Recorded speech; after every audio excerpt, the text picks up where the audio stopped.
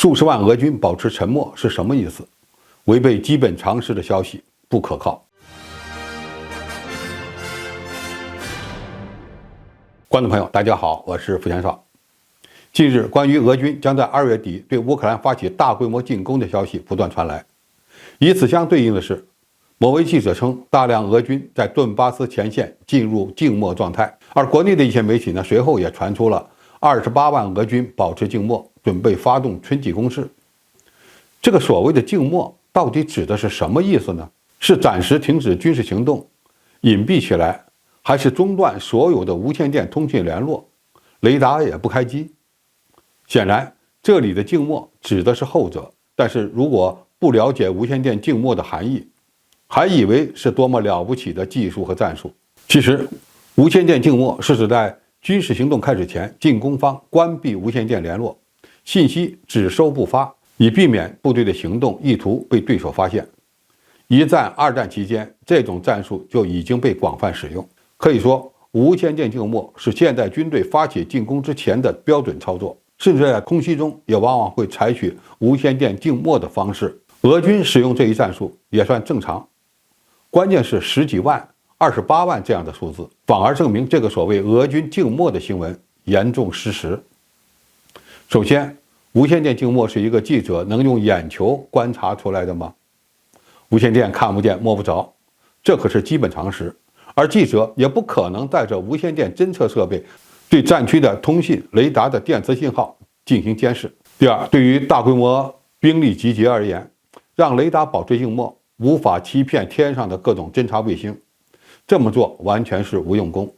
现代光学卫星的分辨率可以达到10厘米级，可让地面上的任何小规模的兵力集结都相对透明。先进的光学、红外和雷达侦察卫星以及电子侦察卫星组成的一整套体系，意味着俄乌双方几乎都没有办法在进行上万人规模的集结时不被发现。在这种情况下，你搞无线电静默有什么用？可以这么讲，现代战争中的无线电静默仍然是基本的战术之一，但要看怎么用。小分队行动或作战机群出动时，在一定范围和时间段保持无线电静默，和防止被对手侦听，有助于隐蔽接敌，保持进攻的突然性。但要想在卫星的监视下搞战役级别的隐蔽集结和突袭行动，那就非常困难了，不是光靠无线电静默就能实现的。第三，如何欺骗乌克兰的敌后情报组织也是个问题。乌克兰在俄军控制区内有特工和游击队在活动，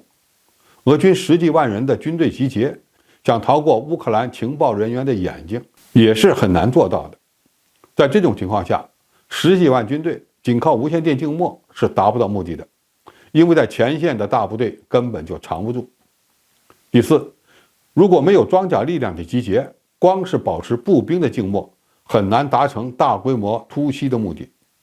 面对先进的陆海空天电等侦察手段，在现代战争中，数十万大军只靠无线电静默一种手段就想实现战役的突然性是非常难以做到的。俄罗斯在2022年2月以演习为名进行兵力集结，美国人都能猜测出进攻的意图，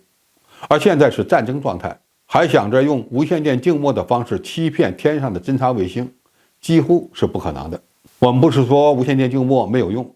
那得看对谁用，怎么用。对付无线电侦听设备，避免信息泄露当然是措施之一，但光采取这样的手段是远远不够的。要知道，西方的卫星一直在盯着乌克兰战场，就算俄军的数十万兵力分散进入乌克兰没被发现，但其重型装备的集结是隐藏不了的。将大批步兵藏入顿巴斯的一些地下设施内倒是一个好办法，但以步兵为主的攻击样式很难在战场上实施大纵深突击。一旦调动大量的火炮并运输大量的炮弹，这样的军事资源集结就很难躲过侦察卫星和无人机的眼睛了。所以俄罗斯军队正在采取无线电静默的方式，秘密集结几十万的军队，准备发起进攻。这样的消息并不可靠。俄军就算要展开进攻，比如在红利曼方向加强攻势，其更大的可能是持续投入兵力，而不见得会一次性的出动大规模的部队，因为这样做军事意图反而藏不住了。一旦被对手的远程火炮和火箭炮锁定，那可不是闹着玩的。好，今天评述就到这里，谢谢大家收看，我们下期再见。